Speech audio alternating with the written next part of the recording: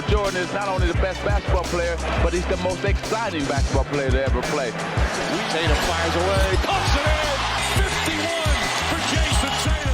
The Big Three NBA podcast is powered by PrizePicks, the exclusive daily fantasy partner of the CLNS Media Network. Hello, everyone. Welcome into this week's episode of the Big Three NBA podcast. I'm Kwani Lunis, joined by Sherrod Blakely and Gary Washburn.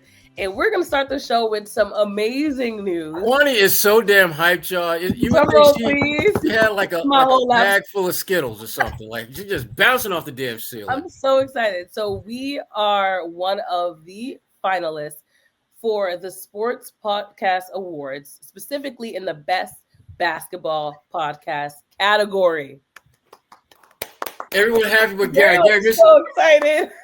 Gary says, we can't do nothing to get that dude excited. Come on, one day it's going to happen. So what that means is, though, we need your help, of course, because there is a voting process that's involved. If you actually watch on YouTube, yes, fans are the reason why the winner will be decided. And so if you actually go to the Sports Podcast Awards website, you could just head there and go to the Best Basketball Podcast category and then vote for us there. But we're going to also make sure to drop the link in our YouTube description for this episode. And also, if you follow us on social, I'm going to post. I already posted, but I'll make sure that it's pinned somewhere it's easy to find. They will do the same, I hope. But it's great news, but also we couldn't have done any of this without the people that listen and watch on a regular basis. So thank you all for helping us get to this point. I'm really excited. And Kwani hasn't been this excited in a long ass time. She wasn't even this excited when she met Michael B. Jordan. Yes, I know. She was not this excited when she met Michael B. Jordan. I knew the joke was coming. Yes, honestly, Michael B. Jordan, you should vote for us as well because that would make it even more of a sweeter victory. No, he might have like some gripe with you. Maybe he could post on his story and then really win. That might be it might be a fail. He'd be like, take her off the list. Like, nah. See, you'd be like, I would have rocked with you. What happened was I was gonna vote for you, but you lack enthusiasm. See, what happened was, why was you that enthusiastic about me? Oh my gosh. God. Making blockbuster movies, you treat me like I'm chopped steak or something. Man. Oh my goodness. But yes, that is, I'll give people the website just in case. The sportspodcastgroup.com. Go on their website. You'll look for the shortlist category, and then you'll head to the Best Basketball Podcast category, subcategory, and then vote for us, the Big Three NBA podcast. Coming to you guys. Yes. All right. So the reason why you listen, though, is because we talk about the Celtics. Let's get right into it. Celtics getting some downtime. They're going to be facing the Detroit Pistons, Sherrod's favorite team, this upcoming Thursday. That's their only game this week. But do you guys think that this lull in their schedule is coming at a good time? Let's just start off the bat with that. I think it is. I think the timing is good because they look like they could use a few days to just kind of recalibrate and just kind of really sharpen up a few things. I don't think they have been as crisp as they want to be and should be. And I think this time off it comes at a perfect time. And again, they're reintegrating themselves on the court against a team that's going to make them work. The Detroit this is not the Detroit Pistons of last year, team that will win they wouldn't win like their 10th game until damn near April Fool's Day or something like that. This team is way better than that. And they're going to give the Celtics a good run. And they typically do. They make the Celtics work. And for the Celtics, I think that's the perfect team for you to play when you have a week where you're not doing a whole lot. A team that's going to make you work and just become a little bit more crisp in what you do. And a team that really, even if you're not at the top of your game, you still should win by 8, 10, 12 points. Yeah, I do think it's a good time for a break. I think they've been banged up. I think Jason Tatum has not quite been himself. Kristaps Porzingis twisted his ankle against Memphis. He's not on the injury report for Celtic fans for Thursday, which means he's in. Same with Al Horford. You get your guys, older guys, some rest. I think this stretch is good. Then you get 2 days off, and you play Washington. Then I think you get another 4 days off. You play Chicago. So a real nice break in the next week or so in the past few days for the Celtics. So yeah, I just think they needed to lick some wounds, get over that game. When your schedule has Milwaukee and they're playing better, and you're able to eke that game out. And you come back the next day with Ja and them and the Memphis Grizzlies and Marcus Smart. That's a tough back-to-back for anybody. And Memphis was ready for them. They were rested. They had the day off. So they're coming in there wanting to make a point that they hadn't won at the Garden in 11 years. They hadn't, beaten the Celtics, I think, in 6 years. So I think that was a big game for Memphis. And then you're coming off that emotional win over Milwaukee. So I think it was good for them to get some 3 days off. They returned to practice on Wednesday. And then you got Sherrod's guys tomorrow, the Detroit Pistons coming in, a couple more days off. Then you got at Washington, a team that's tanking. You should not lose that game. You should not have to try your hardest to win that game. That's basically a practice day. That's basically a practice day. And Washington's trying to lose at this point. So that should be, if you think 2 dubs, and then you go into a couple of games with Chicago, then Orlando, and then the Christmas Day game against Philadelphia. Let's get into a quick game of pick and roll. It sounds like I know your answers already, but I still want to hear whether or not that's correct. Getting rest now versus playing in the Emirates Cup. Pick one, and why are you rolling with it? Go ahead, Gary. I thought the Emirates Cup would have been good for them to get to that high-level competition. And they would have got a couple of days off, but, and they would have, I think, they wanted to play in that big stage. Although rest is good, and for the long term, it really doesn't matter because obviously the Lakers won the cup last year and they lost in the first round of the playoffs. So, it's a separate, honor for them to play, separate award. I think it would have been good to see those guys in that spotlight facing up against some of the league's best. Like, who knows? I mean, if they would have been able to play Oklahoma City in the title game or something, that would have been a great game. Those 2 teams play early January, so we'll get a little sneak preview of the NBA Finals. We'll see, but it's close. I mean, the rest is good, and they would have had to play a lot because if they would have gone, the quarterfinals would have been Tuesday. Then again, going to Vegas on Saturday, they would have made it through. But I thought that would have been really used for them, and it's something that they did want. As much as you can say, oh well, we don't really care who it doesn't matter. No, I think they really wanted to get there, and they are upset that 1 point loss to Atlanta is what cost them. Gary, this was not close. They need the damn rest, Gary. At the end of the day, Gary, there's only one goal that matters. And there's a lot of, this will be nice moments, but there's only one goal that matters, and that's an NBA championship, bro. Getting rest brings you closer to making that happen. If you're going to be the last team standing, if you got to play Oklahoma City, you play them when you need to play them. You play them when you have to play them. Beating them now means nothing. Beating Dallas now means nothing. Beating those teams that are near the top now means absolutely nothing. But if you can get some rest and strengthen your team as a whole and continue to build on what you've already started this year so that when you get to April and then you get to May and then next thing you know, you're playing into June, nobody going to remember what happened in that damn cup in Vegas. The Lakers showed us the blueprint of what a empty, hollow championship is about. That's what they got last year. And I'm hoping this year at the Cup that somebody like Atlanta wins it because they could use something like that because that is a franchise that has little to no significant basketball history or championship pedigree at all. And for them, you might get a parade down Peachtree if they win the Emirates Cup championship. Who's going to be here? Outcast, Lunis, Andre 3000, Andre. Usher baby, Ludacris. Yo, hey, that'd be kind of fly. Actually, would be fun. Hey, where's the shade? Hey, look, no, I ain't clowning. Okay, I'm making sure. I started this rant by dissing them, but and then now I'm really not. I want that championship parade. I just might have to fly into the ATL to cheer them on for that. T.I. Shoot. Damn. Shoot. Let's do it. Yo, go Hawks.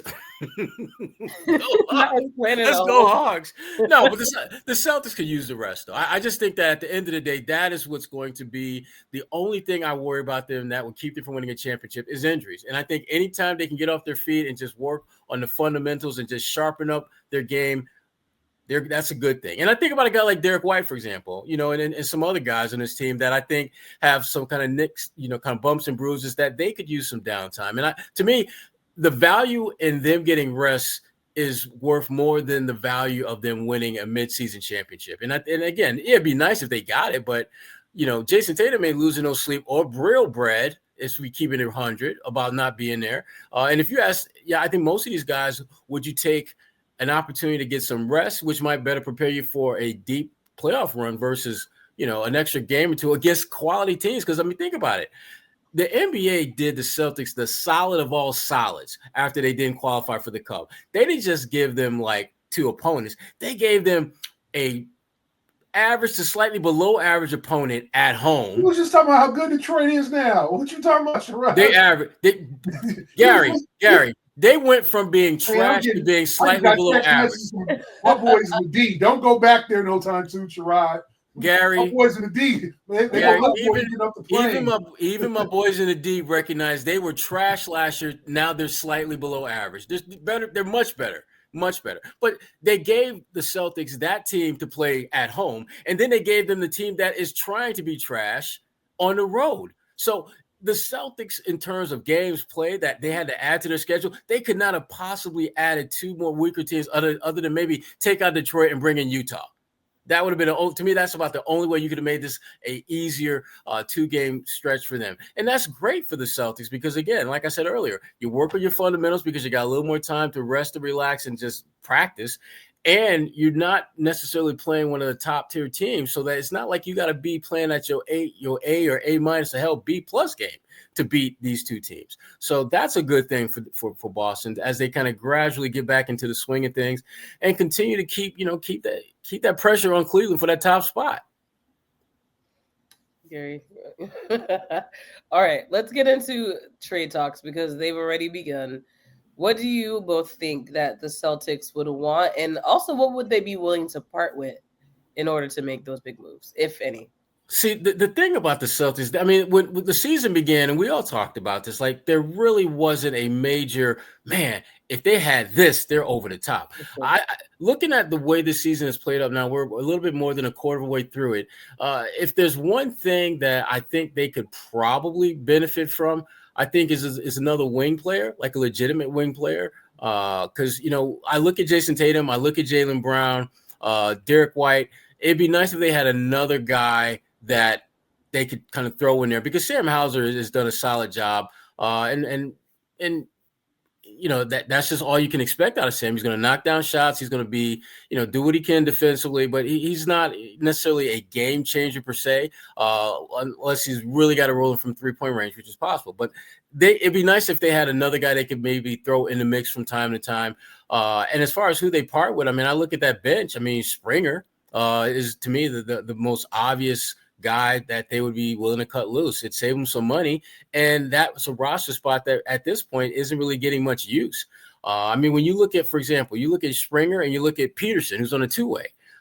If you didn't know better, you think that Jaden was on a 2-way and Peterson was on, kind of the end of the bench, guaranteed deal as far as like how the confidence that those guys have from Joe Mazzulla in terms of who plays and who doesn't. So I just don't think the Celtics have a lot of options that they're seriously considering parting with because, again, you look at their top 10 players. I don't know if you can find a better top 10 players on any roster in the NBA from top to bottom in that regard. And when you're that deep, you're not really looking to make many moves, particularly when you have a bunch of players that you have signed to contracts that go above and beyond the current season we're in. Yeah. I think Springer's a guy that they could look to move if they really needed that. And Sherrod's right. Like they don't have any glaring weaknesses. You would like to see another wing, but you also maybe do you give Jordan Walsh a chance to fill that role? Like he's a guy who's had some moments this year. He's played some key minutes. There's some games he hasn't played. I know he had a quick stint last week in the G League. He went back down to Maine for a minute, but came back up. So, he's a guy that they could maybe look at and say, okay, we want to give him more playing time. Like you said, Sherrod, I don't think they have any glaring weaknesses. Not that they're going to get out there in the trade market. Could they use a major shot blocking center? Of course. Could they use another 3-point shooter? Of course. Every team could use these things. But another versatile wing defender, maybe. Or you say to yourself, okay, we're just going to put more on Jordan Walsh's plate. We'll see. So I don't think, like you said, I don't think they have any glaring weaknesses. I don't know how active they would be in the trade deadline unless it was somebody that is going to make them unequivocally the favorite to win the championship. Like, oh, this is a guy who's going to put us over the top. And remember, with the second apron, they're limited in the moves they can make. Like, right. They can't buy. They can't. If a guy gets bought out of his contract down the road, like he has to make under the mid-level exception, which is $11 million. So they can't. If there's a really good player who's making $30 million who gets bought out the final year of his deal, but Jimmy Butler, and I'm not saying that's going to happen, but let's say Jimmy Butler, they have no shot at him. They couldn't do that. It has to be an inexpensive guy. So we'll see. And also, I think in terms of like what happens, the trade deadline's about 2 months away. Like, is there going to be an injury that comes up that they need to fill a need? Or is there something glaring that's going to eventually evolve? But right now, I don't see anything like, oh, man, they need to get this person or they need to get this position right now, or else I don't think they can win it. I think they can win it with the team that they have. Yeah, there's definitely very few paths that the Celtics can take that you just don't result in them winning it all. So they're definitely have positioned themselves to be big winners. And you, my people out there, can position yourself to be big winners with our good friends at PrizePicks. Is the best place to get real money sports action. With over 10 million members and billions of dollars in awarded winnings, PrizePicks has made it super easy. Daily fantasy sports accessible to all. You just pick more or less on at least 2 players for a shot to win up to 200 times your cash. Run your game all season long on PrizePicks, America's #1 daily fantasy sports app. And again, make your holidays bigger and brighter with PrizePicks, the best place to get real money action while watching your favorite sports. And once again, you can now win up to 200 times your money on PrizePicks. Just join now, because this holiday season, they're giving away 2 free picks in December, and they're giving away $30+ million in rewards during Picksmas. That's a lot of presents for Gary Washburn. PrizePicks also offers weekly promotions that can lead to big payouts like Taco Tuesday, each Tuesday, obviously. PrizePicks also discounts select player projections up to 25% to provide even more value for your lineups. Just sign up today and get $50 instantly when you play $5. You don't even need to win to receive the $50 bonus. It's guaranteed. PrizePicks is the best way to win real money this basketball season. Which players are going off? Which ones aren't? Make your picks in less than 60 seconds and turn your sports opinions into real money all season long. And again, if you want in, just download the app today and use the code CLNS to get $50 instantly after you play your first $5 lineup. That's download the app, use the code CLNS to get $50 instantly after you play your first $5 lineup. PrizePicks, run your game. All right, let's get into Sherrod's favorite team in the NBA, the Detroit Pistons. Slightly below average. Off gifts of Gary's reaction, and we need an archive of all of them. The Detroit Pistons, they're playing the Celtics on Thursday at the TD Garden. What concerns you most about that game? I'll start with Gary. Yeah. Well, honestly, they played well the last time, and they hit season high 23 pointers. Tobias Harris played as well as I've seen him play in years against the Celtics. He's usually terrible against the Celtics or not existent. He had 27 points. Cade Cunningham was rolling. They got some key contributions from their guys.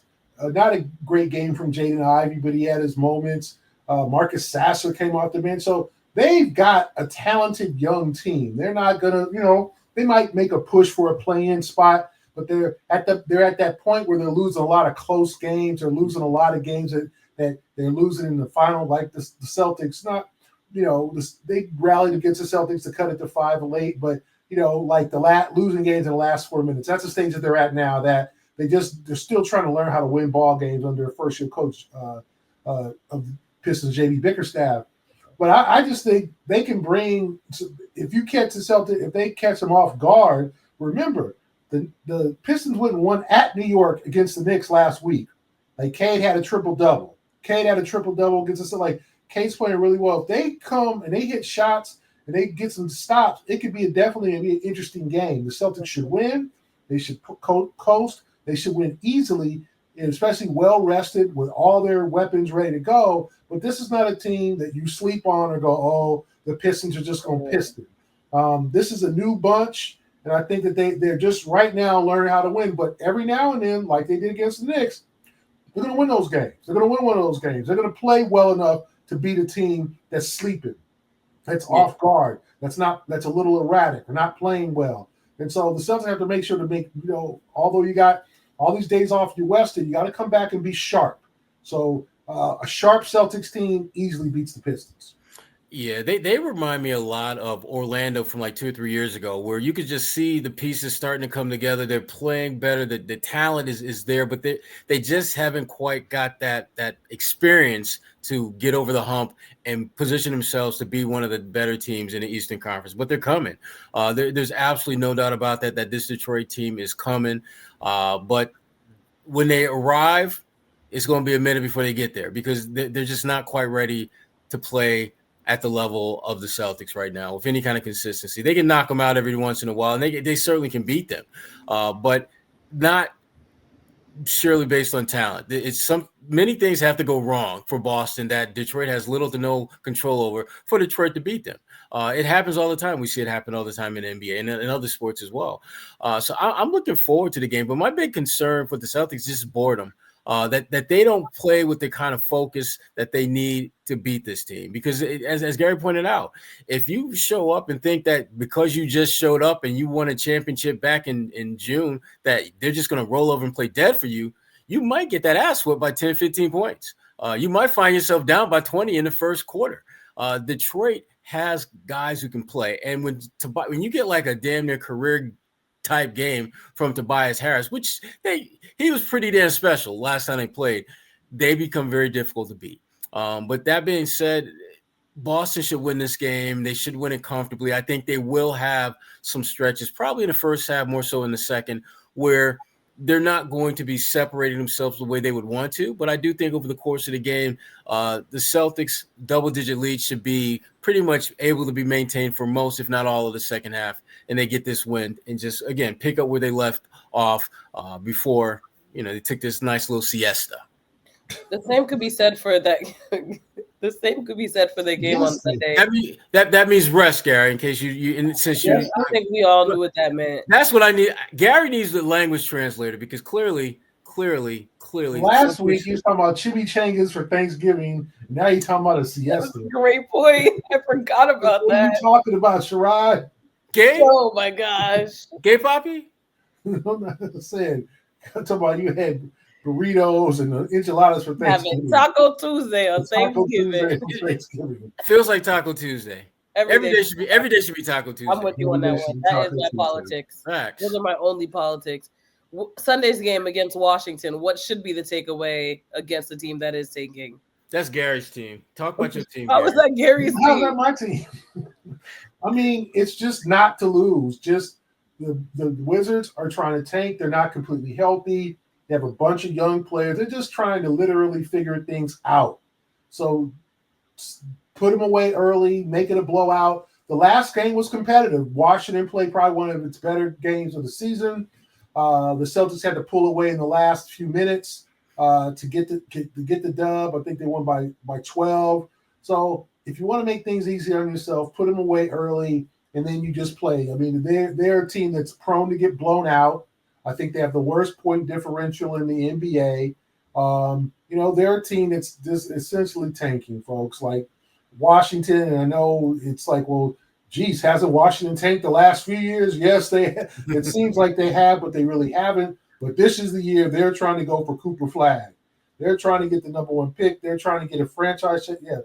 They lose their games by an average of 16 points a game. That is by far the worst in the league. The next team is New Orleans at 11.7. This might even be a record. I'll look this up. But the worst point differential in NBA history. like they lose every game by 16 points. Historic. That's really bad, right? Really bad. So the Celtics should not have any trouble with 2 days off. Go down to DC, get your good dinner Saturday night or whatever you do. Get you some good tacos. Yeah, chimichangas.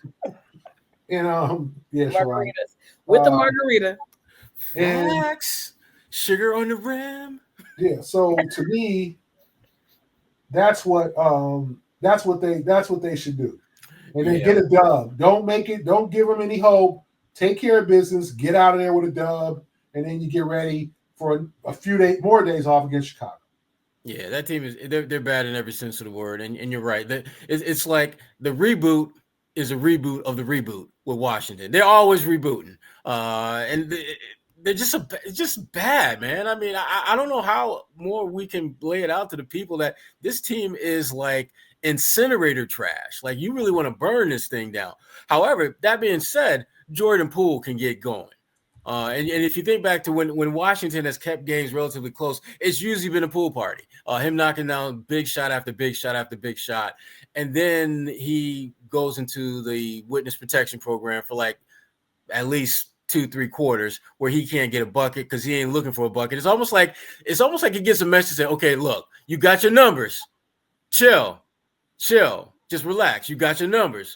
And he disappears. He's one of the few players that inexplicably can get you like 20 points in one quarter and get you 2 points for the next 3. Makes no sense. But you're right, Gary. I mean, this team ain't trying to win. I mean, I'll just say this. I looked it up. The worst point differential in NBA history right now. Okay, minus 16.8. The 92-93 Mavericks, the couple years before they got Jason Kidd, back in the day when they were tanking, 15.2. Sherrod's favorite team, the 2011-12 Charlotte Bobcats. I think they won 7 games that year. That team was so trash. Uniforms trash, players lockout trash. short season. And another one of Sherrod's favorite teams when he was a little Sherrod was a 72-73 Philadelphia 76ers. I think he went to the games as a little baby back then, little baby Sherrod. Yeah, weeks old. Yeah, weeks old. I missed the season opener though. Yeah, Sherrod was crying because they was losing every game by 12 points. So I was still in my mama belly, so I missed the season opener. Sherrod was crying because the one game, they had family night and little Sherrod went and they just got their ass kicked. I hate this dude. This is so ridiculous. I hate him. They drove down from Syracuse to Philly in a little station wagon. Everybody had a Ford station wagon, went to the Spectrum and watched the damn Sixers get their ass kicked. So the Wizards could be the worst team of all time. We'll see about the victories. They've got 3 now, I think. They're 3-20. Let me see here. What are they? 3-19. Okay. About to be 3-20. About to be 3-20. But we'll see. But yeah, the Celtics should not lose this game. No. The Celtics should not lose that game. And certainly, if you want to see them play, the tickets are going to be pretty damn cheap. And if you really want really inexpensive tickets, GameTime app is what you are looking for. For those of us who want to watch our favorite college and pro teams play and don't want to mortgage the family home to do so, GameTime has you covered with great ticket prices on all types of sporting events as well as concerts. When I'm thinking about going to a football game, the first place I go is GameTime. And all of us have football games, it looks like, in the bowl season. Gary, your Cal crew is going to, I think it's the LA Bowl. It's going to be in Inglewood. Inglewood. And my crew, Syracuse, we are going to San Diego for the Holiday Bowl. And I think BC, y'all got that pinstripe joint, right? Y'all going to Yankee Stadium. Kwani going to New York. Kwani going to New York. Again, the last time I was at the pinstripe, I turned around to go to the bathroom and our kicker missed a field goal. Never again. We lost that game. Very upset. And I brought my brother's tickets for that game too. We were a little sibling outing. Man. No, but they're better this time. They are better than that. They are better than that. And you definitely should think about, checking them out, especially if you can get especially through GameTime, where you can get a really good price on the tickets. And the other cool thing about GameTime app is the all-in pricing that shows you what you got to pay before you get to the checkout. And again, you get a panoramic view of the seats at Yankee Stadium if, let's say, you're going to the Pinstripe Bowl, and you can pick the seat that you choose, and you can do that before you buy. So because of the panoramic view that you get before you buy, you have a pretty good idea of what your sight lines are going to be like once you actually get to the arena. And to get in on this, all you got to do is download the GameTime app, create an account, and use code CLNS for $20 off your first purchase. Terms apply. Again, just download the app, create an account, and use the code CLNS for $20 off. Terms apply. What time is it? Game time. I got a little tip, Sherrod. I got a little tip. Oh, God. Speaking of that. Damn, oh, God, really? That's your reaction? Now, remember, folks, tomorrow's game was not on the original schedule, so tickets are cheaper for tomorrow's game than normal Celtic games. So if there's any tickets available, I'm sure they are, and let's say Sherrod is saying game time, the tickets will be probably 50% less than they usually are because there was not an original game on the schedule. So if you're a Celtic fan in Washington, you want to go see the Celtics play the Wizards in Washington, it's going to be the same situation. Those two games, obviously, folks, were not part of the original schedule, so tickets were not available to a game that didn't exist. So the tickets have been available now a few days, and the tickets are cheaper because it's Christmas time. People are in the streets doing their thing. There's all kinds of stuff going on, so people are like, well, I'll just miss that game. Or season ticket holders, I'm sure they have access to go to those games, but that's a Thursday. I'll just pass on that. So if you want to get a discount or more inexpensive ticket to an NBA game, if you're in the Washington area, want to see the Celtics, or tomorrow's game against Detroit, jump on Game Time or jump on, and try to see what you can do, and you might save some considerable money and go to a quality NBA game because, as Sherrod said, Detroit's not that trash anymore. So that's a sales pitch for the game, right? So they're slightly below average. That was a pitch. They're now Celtics played a slightly below average Detroit Pistons. Get your tickets now. And you can get them tickets, Gary. You can get them tickets for that game. What kind of sales pitch is that?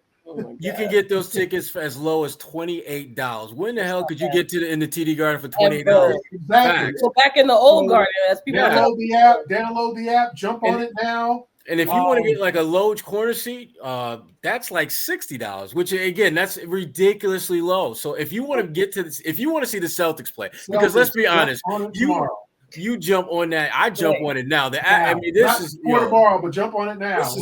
This is real time stats we got here.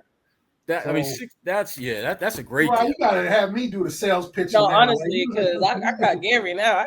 Well, come on, Sherrod. You talking about an below average team? You gotta hype up the Pistons so these people can get something worth their dollars. People come to see the Celtics. People come to see the Celtics. So let's stop.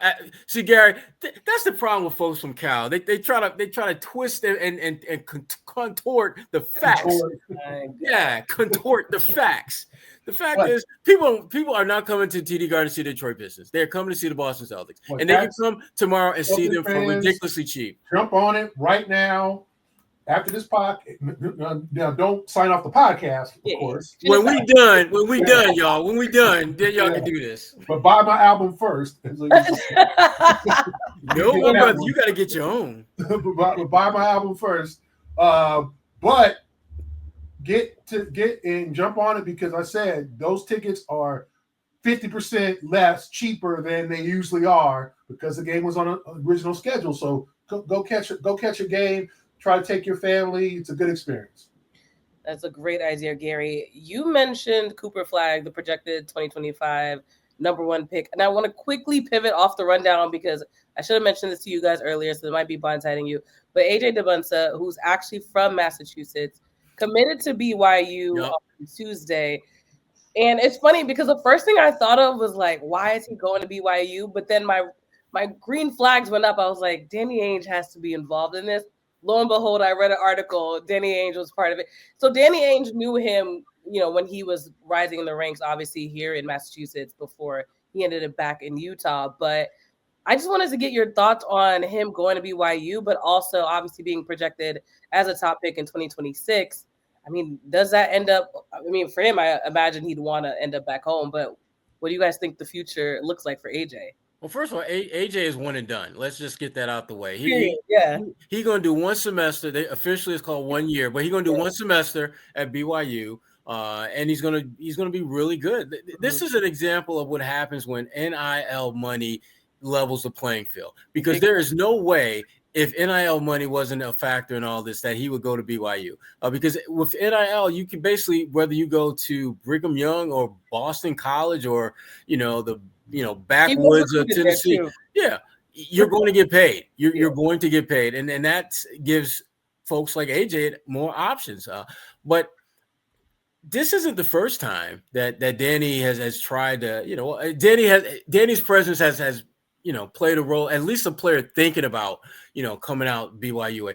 Gary, his name is escaping me now. He's from Chicago, played for the Celtics for a hot minute. Jabari Parker. Yes, Jabari Parker. That was another one that Danny was another local kid too. Yeah. Well, no, Jabari wasn't local. Oh no, sorry, I was thinking about Chris Dunn for some reason. Disregard. No, forget about Chris. Nobody think about Chris Dunn. When he was Providence kid, everybody like, oh, he wants to come to Boston. And I was like, I don't know about all that. No. I don't know how I got those wires crossed. Disregard. But Jabari Parker was another kid that BYU was very involved with, that they just couldn't get the deal done. And which makes me think, if NIL would have been around back then, he probably would have went to BYU. Because he spoke very highly about that school after he made his decision to go to Duke. So no, AJ's going to be fine. I mean, he's going to get paid in his 1 semester, 1 year at BYU. He's going to be a top pick when he comes out, and I'm happy for him, because again, to me, the thing that I like about NIL is that it gives players a certain amount of control over their destiny that they never had before.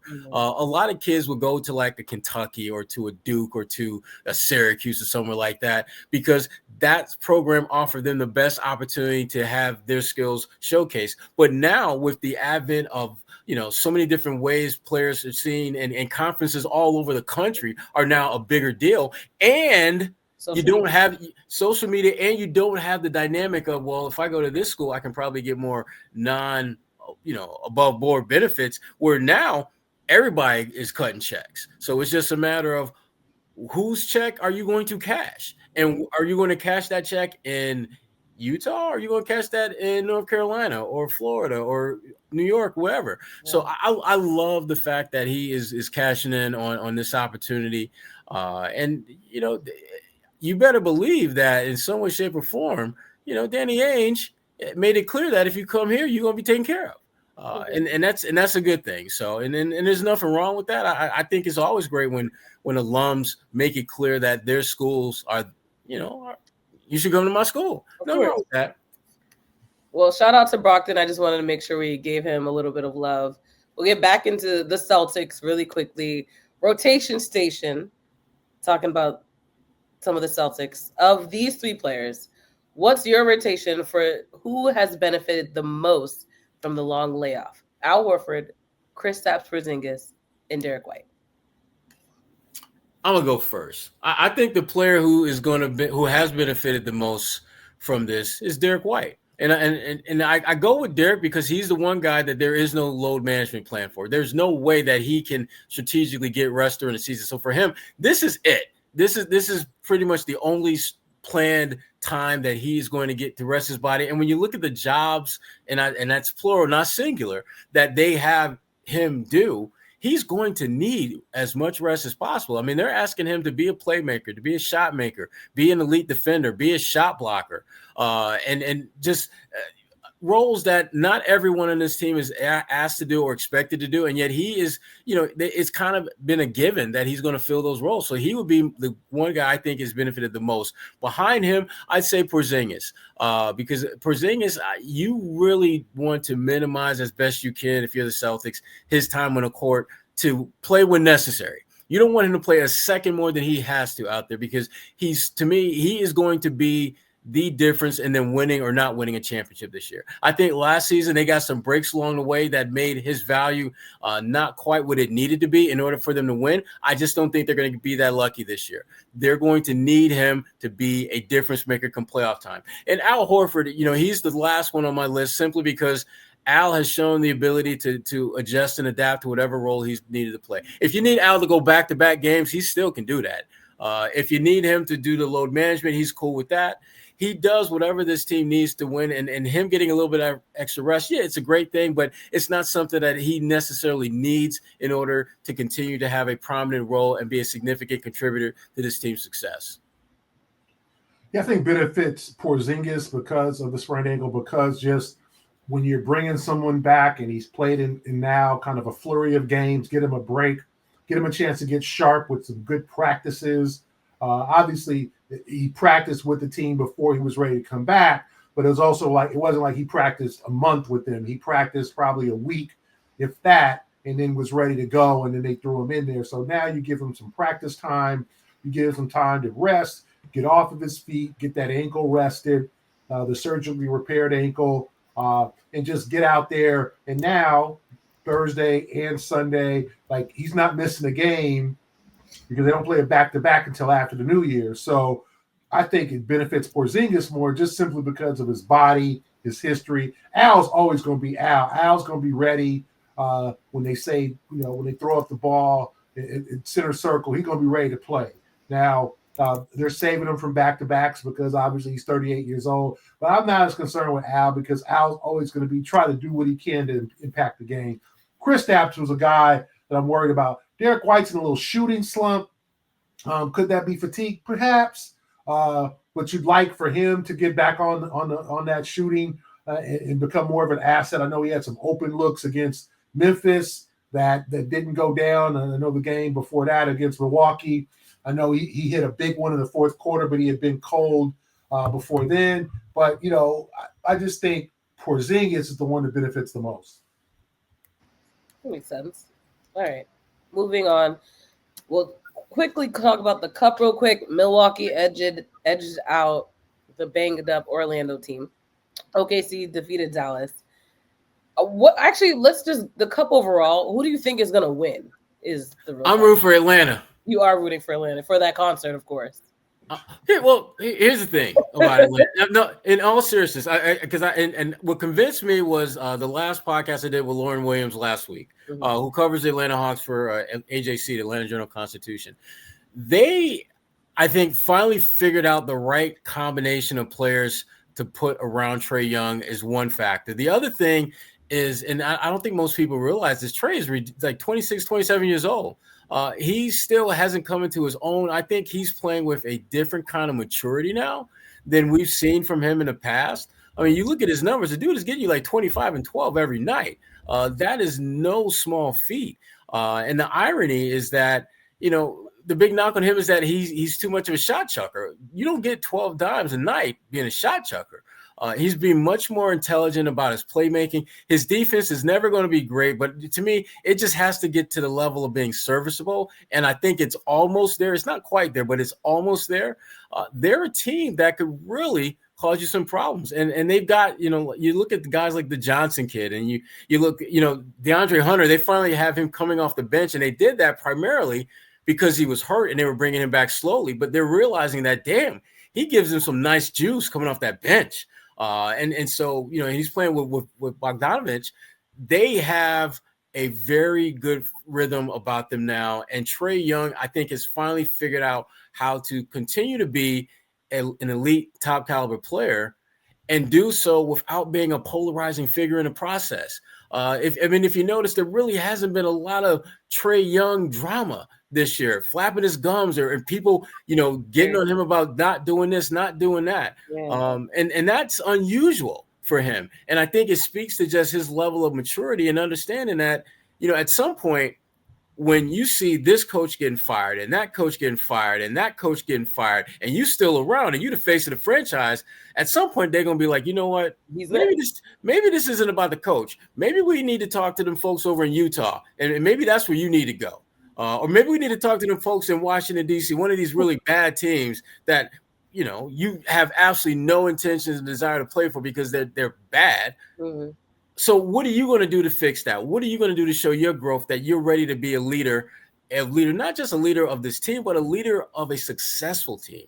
And so Atlanta, I could absolutely see them winning this thing. I really could. Sorry, concert or no concert. Concert or no concert. Well, they'll be playing New York. Trae Young versus Jalen Brunson. That will be a fun matchup to watch in general. But that's all we have for this week's episode. A reminder, vote. Your vote matters. And I'm not talking about the United States politics. I'm talking about the sports. You're talking about podcasts. Right. Sports podcast group. Not the election. Not the election. We're talking about the podcast. Oh my God. We're talking about podcasts, right? I cannot. But please vote for us. That's all. I won't press the matter too much. Give them the address again one more time, Kwani. Yes, sportspodcastgroup.com. You go on their website. It should be the first thing on their homepage. Click on the podcast awards, then click on the best basketball podcast. The convenient thing is that we're the very first one in the list, whether you're on mobile or on desktop. So you'll see the three of our little faces. So don't go too far. Don't go too far. And also, it looks annoying because you have to like go in and like answer questions, but there's only 3 pages of questions, but they're short. If that's any consolation, because I know I was kind of annoyed when I had to like click it and it said next, and I was like, really? But it wasn't that long. It will take you at max 2 minutes to vote for us. If you might be mobily challenged. But all that to say, thank you guys all again for listening and watching. Once again, I want to make sure we give some more love to our partners. One, PrizePicks, the exclusive daily fantasy partner of CLNS Media Network. Also, a shout out to our good friends at GameTime. Like Gary said, you can go on there, get yourself a cheap ticket. They take the guesswork out of buying last-minute tickets to your favorite sporting events. All you have to do is download the GameTime app, create an account, and use that code that Sherrod mentioned, CLNS, for the $20 off your first purchase. Terms apply. But that's all we have. Any final words before we wrap this thing up? I'm just excited to see that slightly below average team come to the TD Garden. Slightly below average teams. Hey, those are the best games usually. For Sherrod Blakely and Gary Washburn, I'm Kwani Lunis. We appreciate you listening to the Big 3 NBA podcast. Peace.